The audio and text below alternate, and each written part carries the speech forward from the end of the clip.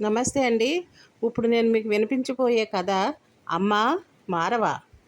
రచయిత్రి రమాదేవి బొక్కపట్నం గారు. ఇప్పుడు నేను మీకు స్టోరీలోకి వెళ్ళిపోతున్నానండి. విని ఆలోచించండి, ఆనందించండి. సుమకు గత వారం రోజు నుండి సరిగ్గా నిద్ర పట్టడం లేదు. ఒకటి ఎడతెరిపి లేని ఆలోచనలు వస్తున్నాయి. గాబరా గాబరాగా ఉంటుంది. పెళ్లి చేసుకోబోయే అందరు అమ్మాయిలకి ఇలాగే ఉంటుందా, లేక తనకు మాత్రమే ఇలా ఉందా అనుకుంది. వచ్చే నెలలో ఈ పాటికి తన పెళ్ళి అయిపోయి ఉంటుంది. కొత్త వాతావరణం, కొత్త ఇల్లు, కొత్త మనుషులు మధ్య ఎలా ఇమడగలగాలో అన్న ఆలోచన కొత్త భయాన్ని కూడా కలిగిస్తుంది. రకరకాల ఆలోచనలతో ఉక్కిరి బిక్కిరి అవుతూ ఏ తెల్లవారుజామునో నిద్రపోయింది. సుమ ఇంజనీరింగ్ కాలేజీ చదివిన తర్వాత ఒక పేరు మోసిన కంపెనీలో ఉద్యోగం వచ్చింది. ఆమెతో పాటు పనిచేసే సాయి చరణ్ మొదటి నుండి తనను ప్రత్యేకంగా గమనిస్తూ ఉండటాన్ని గ్రహించింది. తన తల్లిదండ్రుల గురించి, చదువు గురించి, ఇష్టాయిష్టాల గురించి సమయస్ఫూర్తితో అడిగి తెలుసుకుంటున్నాడని అనిపిస్తూ ఉండేది. అందగాడు, గుణవంతుడు అయిన సాయి చరణ్ సుమకు ఎంతగానో నచ్చాడు. చక్కగా మాట్లాడుతూ, జోక్స్ వేస్తూ, నవ్వుతూ, చుట్టూ ఉన్న వారిని నవ్విస్తూ ఉండే సాయి అంటే ఎంతో అభిమానం కలిగింది. కానీ ఆ అభిమానాన్ని ప్రేమగా మార్చుకునే ధైర్యం చేయలేకపోయింది. కారణం, తమ కులాలు ఒకటే అయినా ఆర్థిక అంతరం చాలా ఉంది.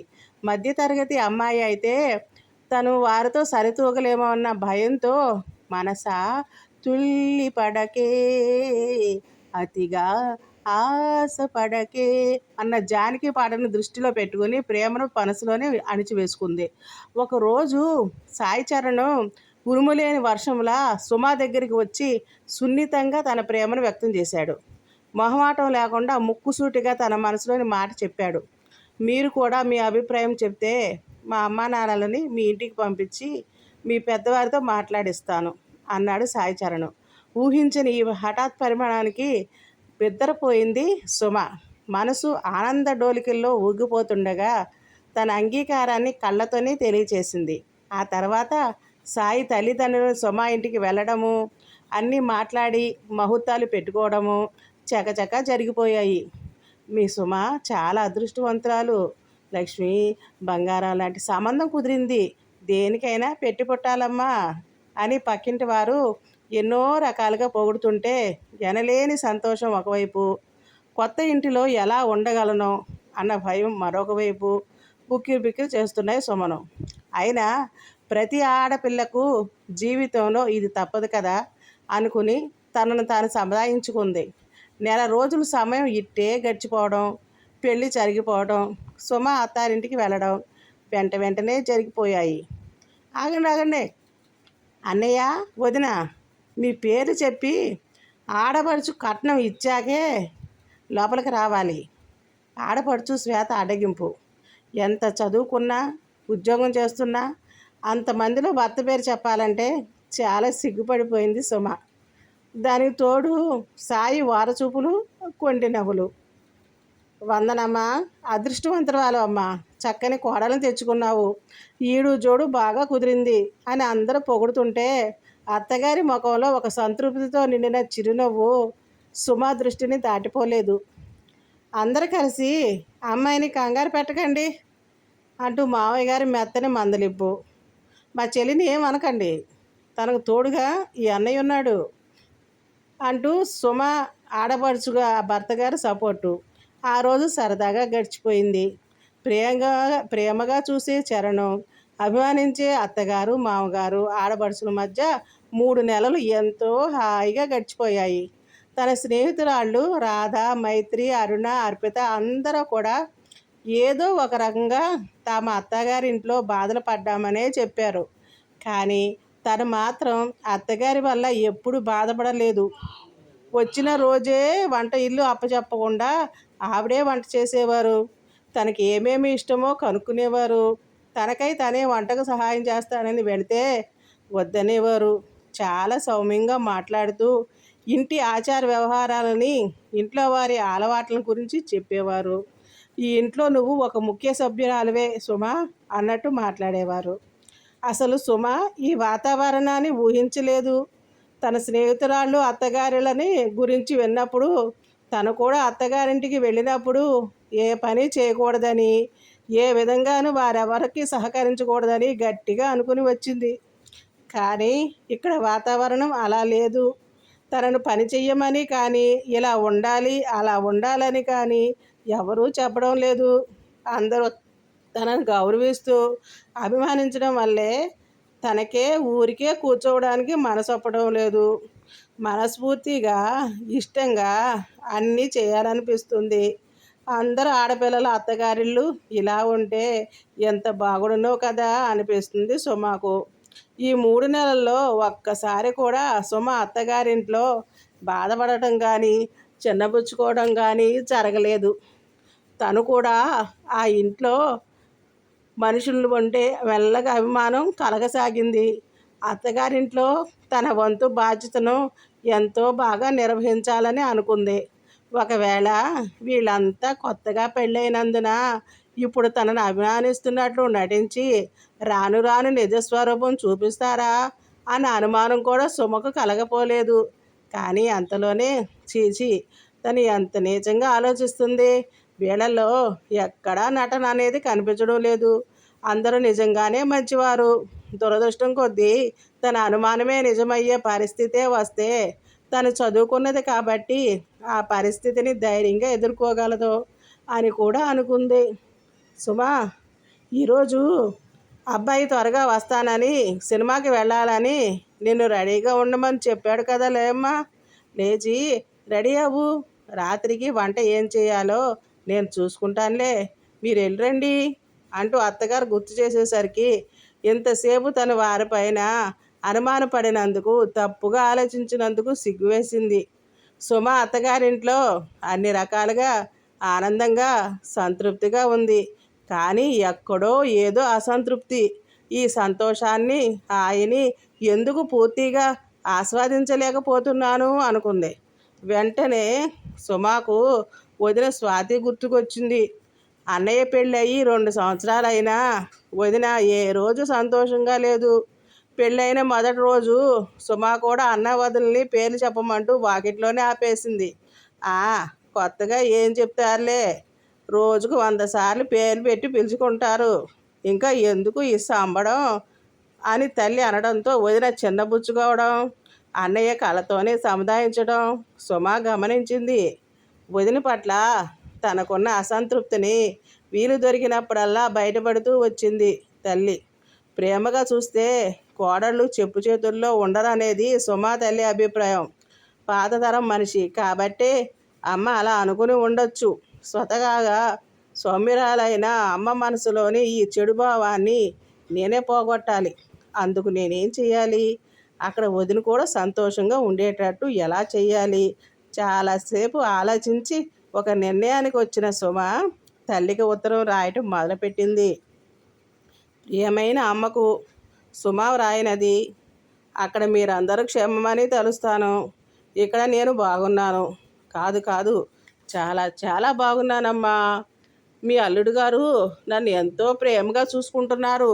మా అత్తగారు మామగారు అయితే కన్న కూతురితో సమానంగా అభిమానిస్తూ గౌరవిస్తున్నారు. నేను ఇక్కడికి వచ్చి 3 నెలలైనా 3 క్షణాలుగా గడిచిపోయింది.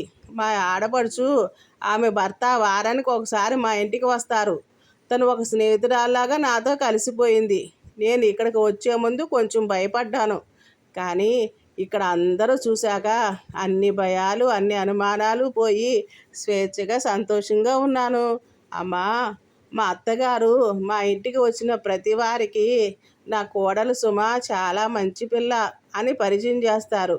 మా మామగారేమో ఈ అమ్మాయి మన ఇంటికి కొత్తగా పెళ్ళై వచ్చింది, వాళ్ళ ఇంట్లో ఆచారాలేమో వ్యవహారాలేమో మనకు తెలియదు, అమ్మాయిని బెదరకొట్టకుండా మాట్లాడుతూ మన ఇంటిలో ఇమిడిపోయేలా చూడండి అంటూ అందరికీ చెప్తారు. అమ్మా, మొన్న ఏమైందో తెలుసా? మా అత్తగారి ఆడపడుచు కొడుకు కోడలు వచ్చారు. వాళ్లకు నా గురించి చెబుతూ నా ఇంటికి నా కోడలు వచ్చిందనుకోవడం లేదు, నాకు మరొక కూతురు వచ్చిందనిపిస్తుంది. చాలా అనుకోగల పిల్ల, మా ఇంటిని సరిదిద్దుకుని అందరినీ బాగా చూసుకోగలదన్న నమ్మకం నాకుంది. ఇక నాకు ఏ దిగులు లేదు అన్నారు. నాకు ఎంతో సిగ్గుగా గర్వంగా అనిపించింది. మా అత్తగారింట్లో అందరూ నా వైపు చూపిస్తున్న అభిమానము, ఆదరణ నాకు ఎంతో మానసిక బలాన్ని ఇస్తున్నాయి. కొత్త ఇల్లు, కొత్త మనుషులు, కొత్త వాతావరణం అన్న భయం ఎప్పుడో పోయింది. కొత్తగా పెళ్ళైన అమ్మాయిలు ఎప్పుడెప్పుడు పుట్టింటికి వెళ్దామా అని ఎదురు చూస్తారట. కానీ నాకేమనిపిస్తుందో తెలుసా అమ్మా? ఇప్పుడు వద్దులే, తర్వాత ఎప్పుడైనా వెళ్ళొచ్చులే అనిపిస్తుంది.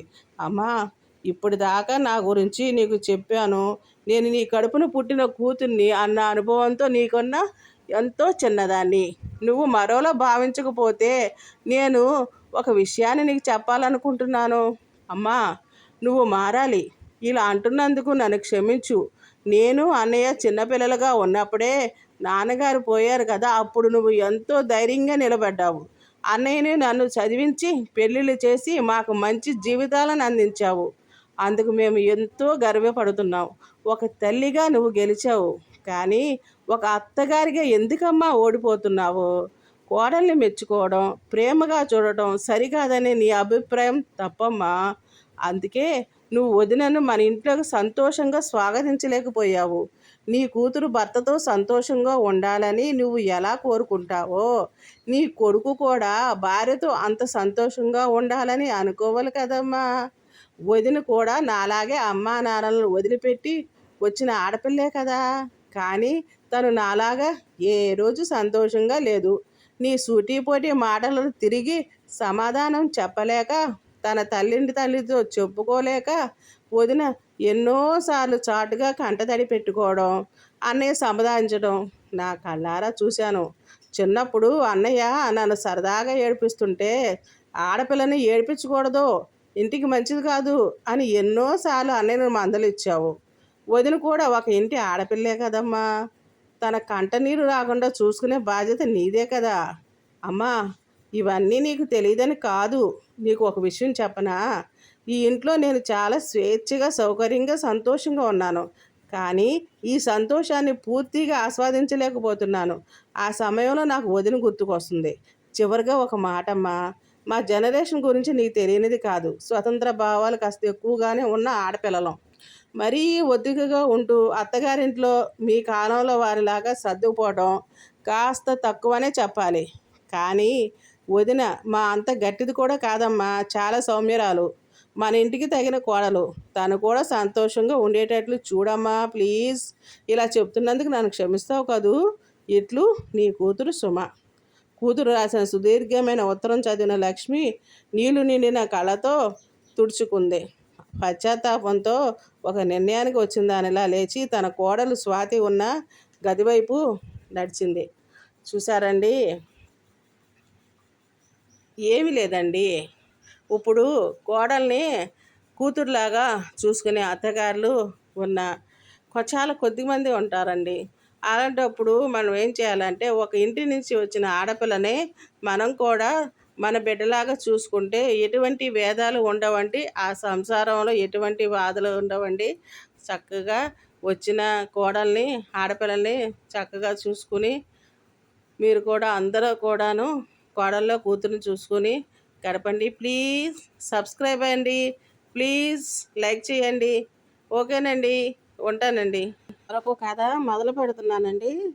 విని ఆనందించండి, ఆలోచించండి, ఆస్వాదించండి. కథ పేరండి తెర తొలగిన వేళ. రాసిన వారు రేణుక జలదంకి గారండి. కథలోకి వెళ్ళిపోదామా? ఉదయం టిఫిన్ చేసి తాపీగా టీవీ ముందు కూర్చొని తీరికగా దమయంతి, రామారావు, లోకాభి రామాయణం మాట్లాడుకుంటూ ఉండగా హడావిడిగా వచ్చింది శ్రీదేవి. పిన్ని, సంతోష్కి మెడిసిన్లో సీట్ వచ్చింది సంబరంగా చెప్తూ చేతిలోని స్వీట్ ప్యాకెట్లోని ఒక స్వీటు దమయంతి నోటికి అందించింది. దమయంతి, రామారావుల ముఖాలు ఎందుకో మాడిపోయాయి. శ్రీదేవి దమయంతి అక్క కూతురు, ఇద్దరు మగపిల్లలు.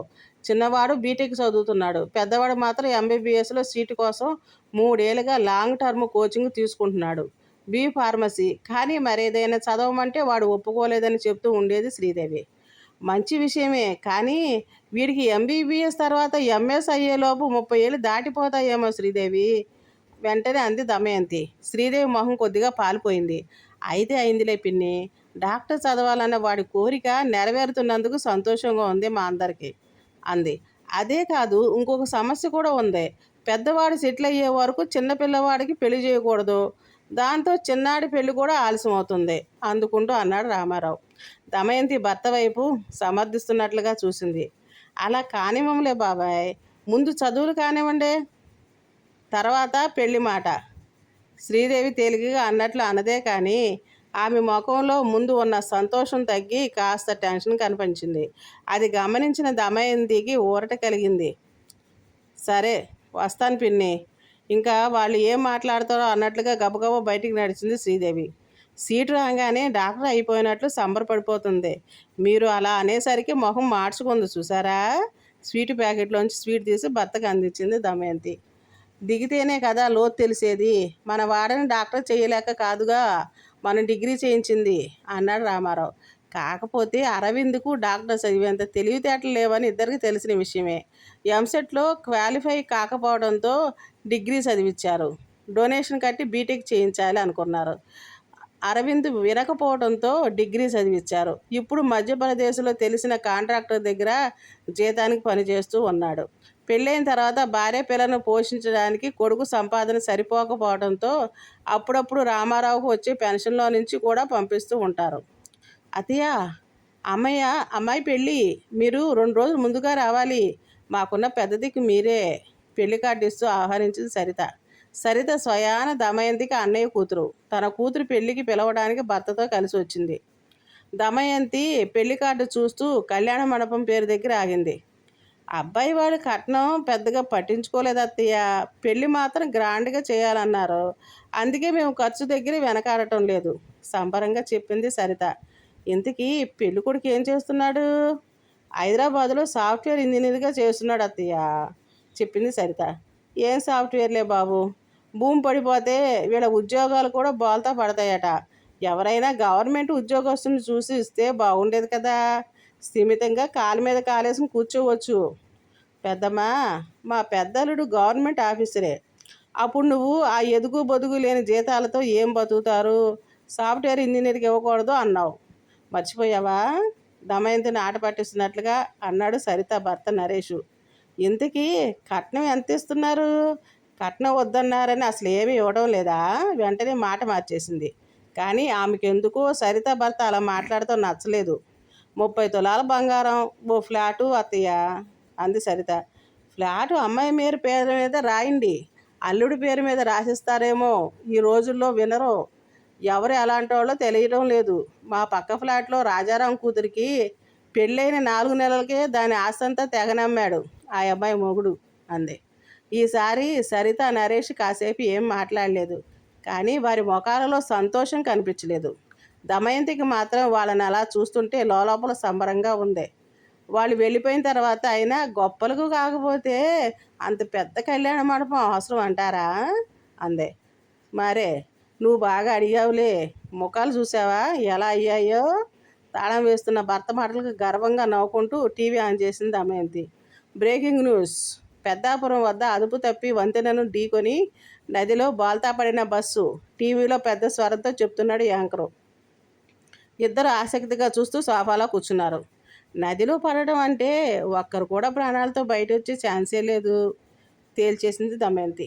అవును, మనం ఎదురు ఫ్లాటు నరసింహారావు టీచర్గా పనిచేసేది పెద్దాపురంలోనే కదూ?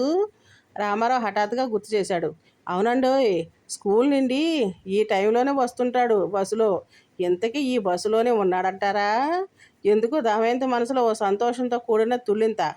నరసింహారావు ఎంత సంపాదిస్తాడో తెలియదు కానీ ఆ భార్యాభర్తలో పిల్లలతో కలిసి నెలలో 4 సినిమాలు చూస్తారు.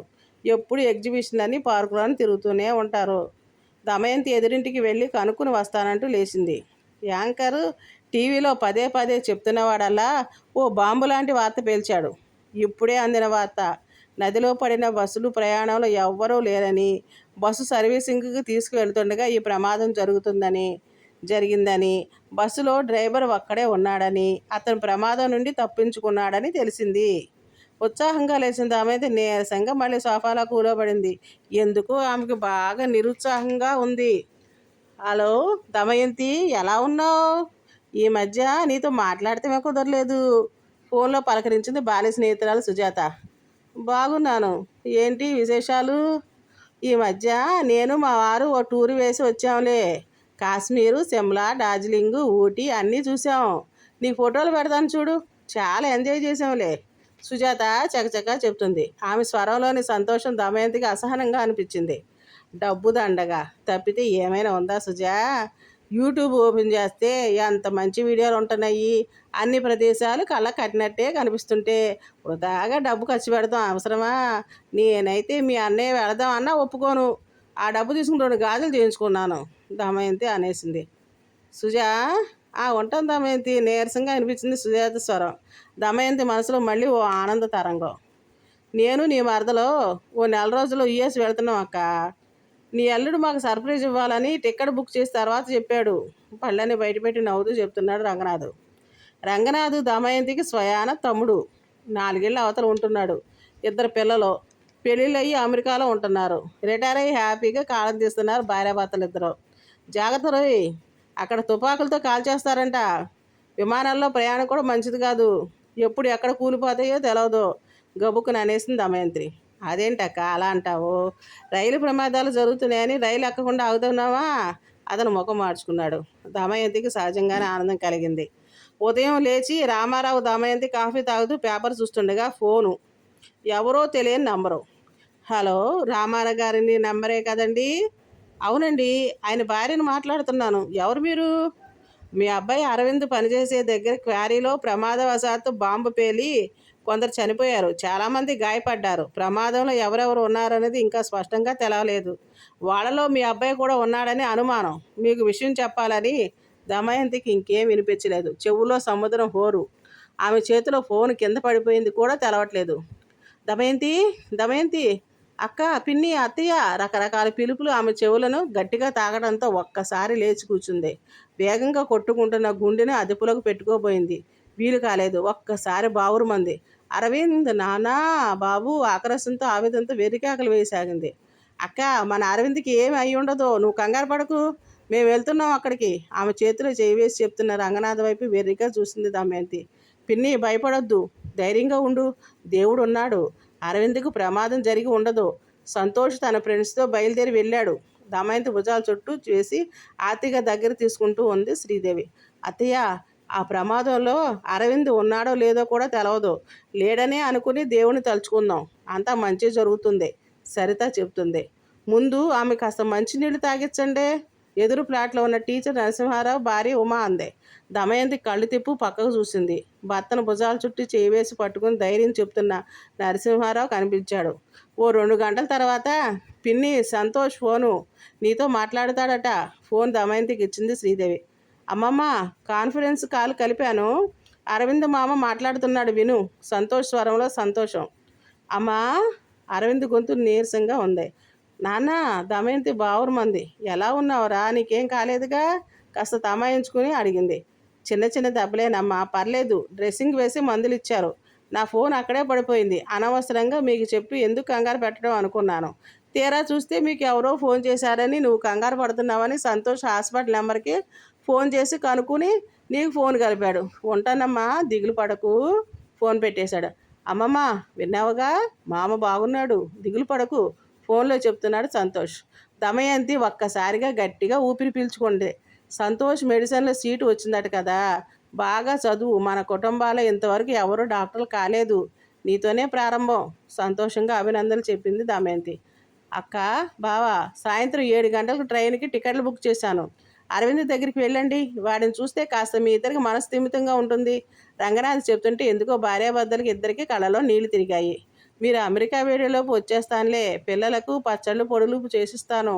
ఇక్కడ తిండికి మొహమాచిపోచి ఉంటారు. తమ్ముడి వంక ఆ పెంగ చూస్తూ అంది దమయంతి. మీరు భోజనం ఏమి చేసుకోవద్దు ఆంటీ, నేను పంపిస్తాను.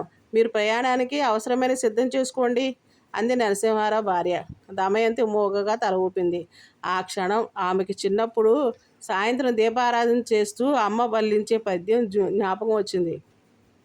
ఇరుగు చలన, పొరుగు చలన, ఇంట్లో చలన, వీధిలో చలన అంటూ ఆమె భక్తితో చేతులు జోడించి దేవుడి ముందు నిల్చుని ప్రార్థిస్తుంటే, ఇరుగు పొరుగు ఎలా ఉంటే నీకెందుకమ్మా అని తను పక్కున నవ్వేది. ఇరుగు పొరుగు చల్లగా ఉంటే మనకి ఏదైనా కష్టం వచ్చినప్పుడు ఆదుకోగలరు తల్లి. వాళ్ళు ఇబ్బందిలో ఉంటే మనకేం సహాయం చేయగలరు? అమ్మ చెప్పింది. వాళ్ళు బాగున్నా మనకు సహాయం చేయకపోతేనో దమయంతి అనేది. సహాయం చేయకపోయినా వాళ్ళు బాగుంటే వాళ్ళు బాగున్నారు కాబట్టి మనకి ఏదైనా కష్టం వస్తే ఆదుకుంటారు అనే ఆత్మస్థైర్యం అయినా ఉంటుంది మనకు. వాళ్ళు ఉన్నారన్న ఆత్మవిశ్వాసం మనల్ని ముందుకు నడిపిస్తుంది. 2వ తరగతిలో చదువు ఆపేసిన తల్లి మాటలు చెవులో మారుమవుతుంటే కళ్ళు తుడుచుకుని తన చుట్టూ ఉన్న వారి వంక ఈర్ష్యాసూయల తెర తొలగించుకొని ఆత్మీయమైన చూపులు సారించింది దమయంతి. తన కష్టం వీళ్ళందరికీ సంతోషం కలిగించడం లేదు, పైగా తన బాధను పంచుకుంటున్నారు. ఇక నుండి తను కూడా అంతే. అసూయ తెర తొలగిన వేళ ఆమె మనసు ప్రశాంతంగా ఉంది. ఇరుగు చలన, పొరుగు చలన, ఇంట్లో చలన, వీధిలో చలన. అమ్మ చెప్పిన పద్యం పదే పదే నెమరు వేసుకుంటూనే పాశ్చాత్తాపం ఆమె కనుల నుండి అశ్రువుల రూపంలో వర్షించింది. చూశారండి, ఆమె ఇరుగు పొరుగు వాళ్ళు ఏదైనా వచ్చి చెప్పినా, తన బంధువులు ఏదైనా వచ్చి చెప్పినా, శుభవార్తలు చెప్తుంటే ఆమె అసూయతో రగిలిపోతూ ఉండేది. అవతల వాళ్ళు ఎంతో సంతోషంగా వచ్చి ఆమెకు చెప్తుంటే ఆమె ఏం చేసింది? వాళ్ళని నిరాశపరిచేది, ఈర్ష్యాసులతో మాట్లాడేది. అప్పుడు వాళ్ళు ఎంతో నిరాశగా ఉండేవాళ్ళు. కానీ అదే కష్టం తనకు వచ్చింది. ఆ వచ్చినప్పుడు తన బంధువులే కానీ, ఇరుగు పొరుగు వాళ్ళే కానీ వాళ్ళు ఎలా ప్రవర్తించారు? అప్పుడు ఆమె కళ్ళు తెరుచుకున్నాయి. తెరుచుకుని ఇక నుంచి పశ్చాత్తాపంతో ఇలాంటివన్నీ కూడా నేను చేయకూడదు, వీళ్ళందరూ కూడా నా కష్టం వచ్చినప్పుడు నన్ను ధైర్యం చెప్తున్నారు, నేను కూడా వీళ్ళకి కష్టం వచ్చినప్పుడు నేను ధైర్యం చెప్పాలి, ఇలాంటివి ఏమి వద్దు. తన తల్లి చిన్నప్పుడు అన్న మాటలు తనకు గుర్తుకొచ్చినాయి. అవి ఏంటంటే ఇరుగు చలన, పొరుగు చలన, వీధిలో వాళ్ళు చలన, ఇంట్లో వాళ్ళు చలన అని చెప్తూ ఉండేదండి వాళ్ళ అమ్మగారు. అప్పుడు ఆమె అనేది, ఏంటమ్మా ఇరుగు పొరుగు చలన అయితే మనకేం వస్తుందమ్మా అని అడిగేది. అడిగితే అప్పుడు చెప్పిందనమాట తల్లి, అమ్మ వాళ్ళు బాగున్నారనుకో, మనకి ఏదైనా కష్టం వచ్చినప్పుడు మనల్ని కూడా వాళ్ళు ఆదుకుంటారు, అందుకని వాళ్ళు చల్లగా ఉండాలి, ఇరుగు పొరుగు అందరూ చల్లగా ఉండాలని కోరుకోవాలమ్మా అని చెప్పిన తల్లి మాటలే, తల్లి చెప్పిన పద్యము ఆమెకి గుర్తుకొచ్చి ఆమె కళ్ళు తెరిపించాయండి. తన దాకా వస్తే కానీ ఆ కష్టం విలువ ఆమె తెలవలేదు. అందుకని ఇక నుంచి ఎవరు ఏ కష్టం వచ్చినా, ఏ శుభకార్యానికి వచ్చినా సరే ఆమె చక్కగా స్పందించి వాళ్ళందరికీ కూడా మంచి మాటలు చెప్తూ ఉండేదండి. ఎవరు వచ్చినా సరే చిన్నబుచ్చుకోకుండా వాళ్ళందరూ కూడా చక్కగా ఆమెతో సంతోషంగా చెప్పిన వార్తలు ఆమె కూడా సంతోషంగానే స్వీకరించి వాళ్ళకి చక్కగా సంతోషంగా శుభంగా మాట్లాడేదండి. అప్పుడు వాళ్ళు కూడా హ్యాపీ అయిపోయేవాళ్ళు. ఎవరైనా మన ఇంటికి వచ్చి వాళ్ళ యొక్క శుభకార్యములు ఏదైనా చెప్పినప్పుడు మనం ఏం చేయాలంటే మనం కూడా సంతోషపడాలండి. సంతోషపడితే మన సంతోషం ఎదుటి వాళ్ళకి ఎంతో ఉత్సాహాన్ని, హుషారుని ఇస్తుందండి. ఇచ్చినప్పుడు వాళ్ళు ఎంతో హ్యాపీ అయిపోతారు. కనుక మనందరం కూడా సంతోషంగా ఎదుటి వాళ్ళని ప్రోత్సహిద్దామండి వాళ్ళ శుభవార్తలు చెప్పినప్పుడు. ప్లీజ్ సబ్స్క్రైబ్ అండి, ప్లీజ్ లైక్ చేయండి. ఇలాగే మీకు మంచి మంచి కథలు నేను చదువుతూ ఉంటానండి. ప్లీజ్ లైక్ చేయండి, ప్లీజ్ సబ్స్క్రైబ్ అండి. ఓకేనండి, ఉంటానండి, మళ్ళీ కలుద్దాం.